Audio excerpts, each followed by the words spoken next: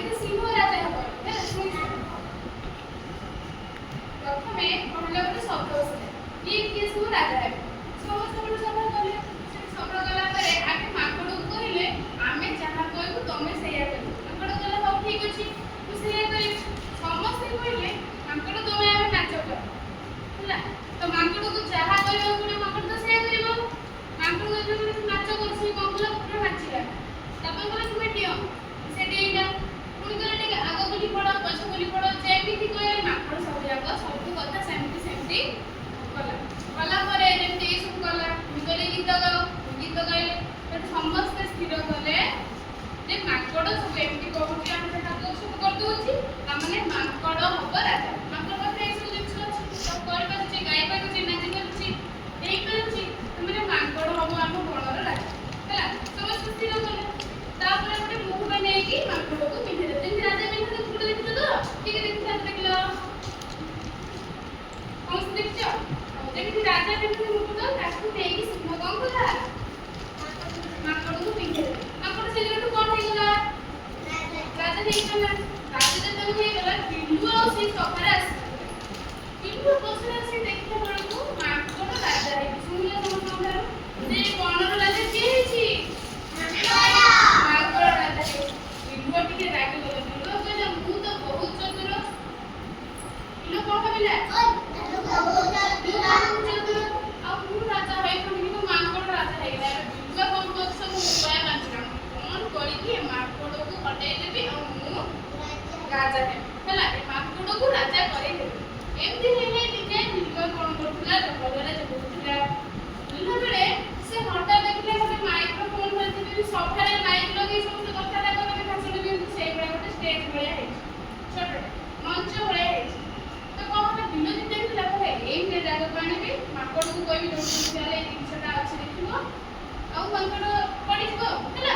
ଏମିତି ହେଇକି ଚାଲିଲା ତାପରେ ଯାଇକି ମାଙ୍କଡକୁ ଡାକିଲା ମାଙ୍କଡ କାଇଁ ମାଙ୍କଡ ଭାଇ ତମେ କହିଲେ ମହାରାଜା ଆସ ହେଲା ମାଙ୍କଡ ତ ରାଜା ହେଇଯାଇଛି ମହାରାଜ ଆସ ଆମେ ଟିକେ ଯିବା ସେଠି ଜଙ୍ଗଲରେ ଗୋଟେ ଷ୍ଟେଜ ହେଇଛି ଦେଖି ଆସିବା ତମ ପାଇଁ ବୋଧେ ଷ୍ଟେଜଟା ହେଇଛି ହେଲା ଯେମିତି ସେମାନେ ଗଲେ ସେଦିନ ଯେତେବେଳେ ଗଲେ ମାଙ୍କଡ ପୁରା ରାଜା ଅଛି ନା ମାଙ୍କଡ ଆଗେ ଦୌଡ଼ି ଗଲା ଯେତେବେଳେ ଦୌଡ଼ି ଯାଇଛି ସେ ଷ୍ଟେଜ ଉପରେ ଧାଉଁକିନା କହିଲେ ଯେତେବେଳେ ତା ମୁଣ୍ଡରେ ଯୋଉ ମୁକୁଟଟା ଥିଲା ସେ ମୁକୁଟଟା କଣ ହେଲା ତଳେ ଉପରେ ପଇଲା ରାଜା ପଡ଼ିଲେ ତାଙ୍କ ମୁକୁଟ କଣ ହେଇଗଲା ତଳେ ପଇଲା ସେଠୁ ସେ ଆଉ ରାଜା ହେଇପାରିବେ ବିଲୁ ଏଗୁଡ଼ା ସବୁ ଦେଖିକି ମାଙ୍କଡକୁ କହିଲା ତମେ ତ ତମ ମୁକୁଟ ସମ୍ଭାଳି ପାରୁନ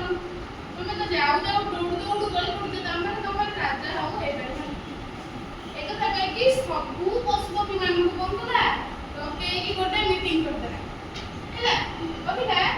ସମସ୍ତଙ୍କୁ କହିଥିଲା କହିଲା ଏ ମାଙ୍କଡ ଯାଇକି କଣ କରିଦେଇଛନ୍ତି ପୋଖରୀଟାକୁ ଗଳେଇ ପକେଇଛନ୍ତି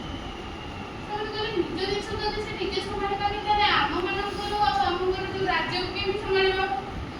ଆମ ସମସ୍ତଙ୍କ କଥା କେମିତି ବୁଝିବ ଖାଲି ତ ନାଚିଦେଲେ ଗାଇଦେଲେ ହବନି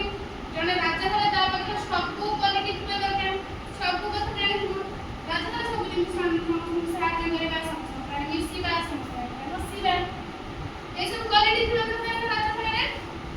ଇଏ ତ ମାଙ୍କଡ ଯାଉ ଗଳି ପଡୁଛି ତା ମୁକୁଟ ଗଳି ପଡୁଛି ସିଏ ଆଉ କଣ ସାହାଯ୍ୟ କରିବ ଏଇଆ ବୁଝେଇଦେଲା କେମିତି ବୁଝେଇଦେଲେ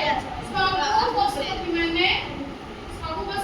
କଣ ହେଲେ କଥାବାର୍ତ୍ତା ହେଇକି ଆଉ ମାଙ୍କଡକୁ ରାଜା ଆଉ ଗଲେନି ତା ମୁକୁଟ ନେଇକି କାହାକୁ ପିନ୍ଧେଇଦେଲେ ବିଲୁଆକୁ ପିନ୍ଧେଇଦେଲେ ଏବେ ରାଜା ଆଉ କିଏ ହେଲା ଆଉ ମାଙ୍କଡ ହେଇପାରିଲେ କି ଚାଲାକି କାମ କିଏ କରିଥିଲା ପ୍ରଥମେ ରାଜା କିଏ ହେଇଥିଲା ମାଙ୍କଡ ରାଜା ମାଙ୍କଡ କଣ କରୁଥିଲା ତାକୁ କଣ କହୁଥିଲେ ସେ କଣ କରୁଥିଲା ଭେରି ଗୁଡ୍ ତାକୁ ଯେତେବେଳେ ନାଚ କରିବାକୁ କହୁଥିଲେ ନାଚୁଥିଲା ଯେତେବେଳେ କହୁଥିଲେ ଚକ୍ କର ଦିଅ ଭିଡିଓ ଯାହା କହୁଥିଲେ ସବୁ କରୁଥିଲା କିନ୍ତୁ ପଛରେ ଯେତେବେଳେ ମୁକୁଟ ଗଳି ପଡ଼ିଲା ସିଏ ଆଉ ରାଜା ହେଇପାରିଲା ଏ ଗପରେ କଣ ଦେଖିଲ ଜଣେ ରାଜା କଣ ଶୁଣି କହିଲ ଆଚ୍ଛା ଜଣେ ରାଜା ହବାକୁ ହେଲେ ତା ପାଖରେ ସବୁ କ୍ୱାଲିଟି ଥିବା ଦରକାର କ୍ୱାଲିଟି ମାନେ କଣ କହିଲ ସବୁ ଗୁଣ ଥିବା ଦରକାର ହେଲା ମନେ ରହିଲା